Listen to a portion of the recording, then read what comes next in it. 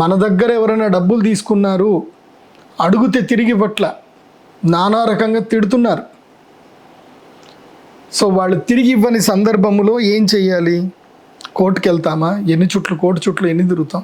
అందుకోసం universal court ఉంది, అదే అమ్మవారు బగలాముఖి అమ్మవారి దగ్గర కూర్చొని మీకు మీ మంత్రం లోపల కొన్ని పద్ధతులు చెప్తాము. అక్కడ ఆ పద్ధతి ప్రకారం యాగం చెయ్యండి, సొల్యూషన్ వచ్చేస్తుంది.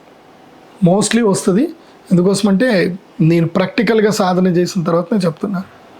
సో రుణబాధ విముక్తి జరుగుతుంది. అది కాకుండా మీరు బుద్ధి లేక 5 రూపాయల వడ్డీ, 10 రూపాయల వడ్డీకి డబ్బులు తీసుకొని ఉంటారు. అవి కట్టలేక ఏం చేయలేక ఇబ్బంది పడుతూ ఉంటారు. మీకు ఫోన్లు చేసి ఇబ్బంది పడతారు.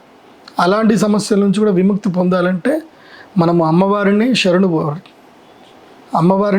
పోవాలి. అమ్మవారిని మించిన మహాశక్తి ఇంకోటి ప్రపంచంలో లేదు.